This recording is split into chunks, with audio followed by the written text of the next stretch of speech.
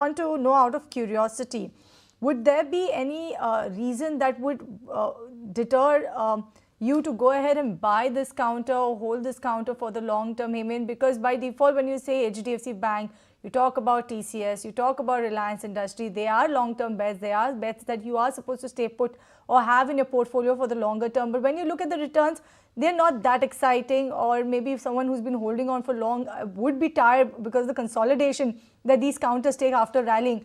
What's your take on that? You hit the nail on the head, Cheryl. I think the whole bunch of stocks that you mentioned haven't delivered returns. And if I can take 30 seconds more of your time, there are a whole bunch of stocks which haven't done anything. Kotak Bank, HDFC Bank, Bajaj Finserv, Bajaj Finance, Asian Paints, SRF. All of these 3.5 to 4 years done nothing. Raging bull market. I think Bajaj Finserv was the only one which made a new high. Otherwise, none of these stocks have made a new high, and they virtually delivered no returns. But logic says we've had a phenomenal run up in the mid caps and small caps. FIs are currently on a sell mode.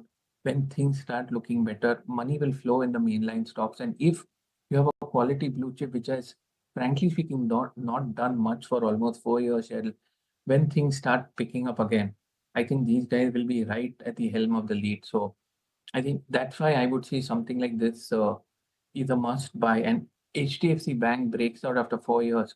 It's going to be a year or two of good technical. I mean, fundamentally, yes, but couple of almost 2 years of good technical. So I'd say this is a waiting game. I mean, we've been waiting for a long time, but I think it should pay off.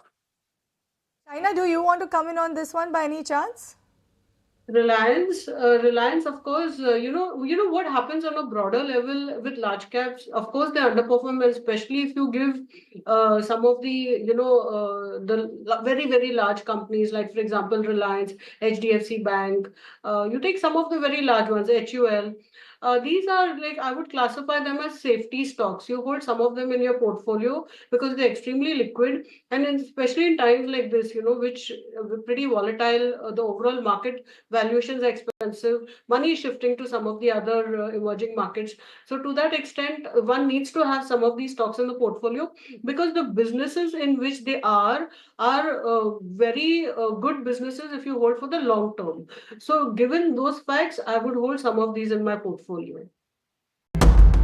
There comes a time when your heart calls for you to arise. Plant your feet solid into the ground.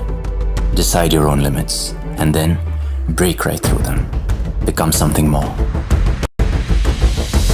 It's my time to rise.